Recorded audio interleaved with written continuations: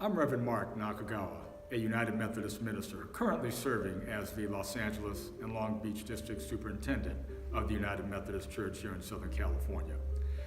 The Japanese word for peace is Heiwa, and it is formed by the two Chinese characters, which are pronounced in Japanese, Hei, meaning level, and Wa, meaning harmony. Therefore, peace is defined as level harmony in its literal sense. This is taken from the Buddhist heritage, Buddhism having formed much of Japanese culture and language, and accordingly from the Buddhist emphasis on inner harmony. Thus, Heiwa, level harmony, means peace. It resonates so well, I think, with the biblical concept of peace. The prophets in both the Old and New Testaments spoke of valleys being raised and mountains being leveled, of crooked highways being made straight.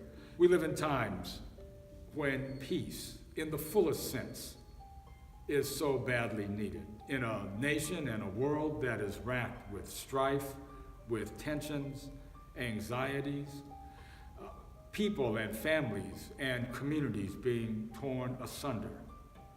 We long for a time when valleys will be lifted and mountains lowered, when crooked roads shall become smooth paths, when level harmony will be the guiding principle for all of God's people.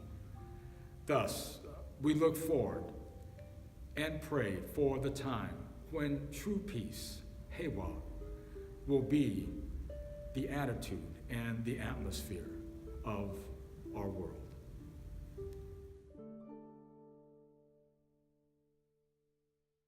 Love the Lord your God is not a new idea. Jesus is drawing from Deuteronomy and a sacred portion of Scripture known in the Jewish community as the Shema. It is written on parchment and placed in special boxes on the entry door frame of homes. This is a core scripture and the concept of Jesus' childhood faith, the culture in which he was raised and lived. When Jesus quotes this text, he is connecting to the heart of Jewish theology. Jesus then ties the examples of the past to our love of self and neighbor today. Loving the Lord with all our heart, mind, and strength is also a bold statement that should not be missed. Jesus may have been describing the heights and the depths we should go to in serving and loving God. Of course, he could also have been speaking holistically. Rather than a call to be over the top in our response to God, maybe Jesus is calling us to find our center, to get our hearts, our minds, and our bodies all on the same page as we live out our faith. Jesus then adds, "You shall love your neighbor as yourself." Often we read the latter in our minds to say, "as much as yourself," when in fact it just says, "as yourself."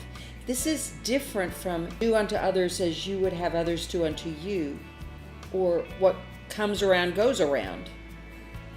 To the person with strong self-care, this can be a call to treat others with the same care and dignity. To the person who struggles to love themselves, it is a challenge to see the beauty in ourselves that is often more easily named by others. Reflecting on this text in the context of Heiwa reminds us to seek balance. In today's scripture, Jesus is being tested. It's a moment of competition that borders on disrespect. Jesus creates balance by quoting Jewish tradition and speaking to the challenge of loving self and neighbor in a like manner. Jesus diffuses the tension without calling out the antagonist or puffing out his own chest. Finding balance can be difficult, with often competing voices of our faith leading us astray. Jesus says there is no one greater gift that one can give than their life for a friend. Paul instructed early Christians to outdo one another in love. Our modern ears often read these in our own competitive cultural context and miss the real message. Others see Jesus' sacrifice as the ultimate example of love and seek to emulate. But we are not Jesus. We are called to receive the grace of God and share it, not die for it all over again. Heiwa is a balance that brings harmony. It is a smoothness of life that flows from each person in the giving and the receiving of respect. Finding balance in community can be even more difficult. In reality, some are poorer than others. Some have advantages that others lack. Fairness is a value celebrated, but rarely experienced. We have watched people compete for resources, power, attention, and righteousness. In our competitive capitalistic world, competition and division seem built-in realities, and even impact the way we talk about living sacrificially. Being selfless so that you can go to heaven is a selfish thought.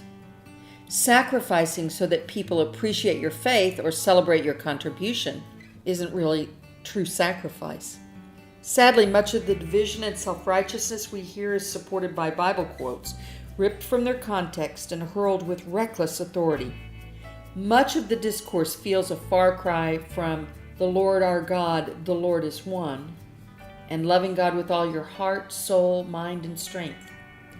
These actions and worldviews are a long way from loving your neighbor.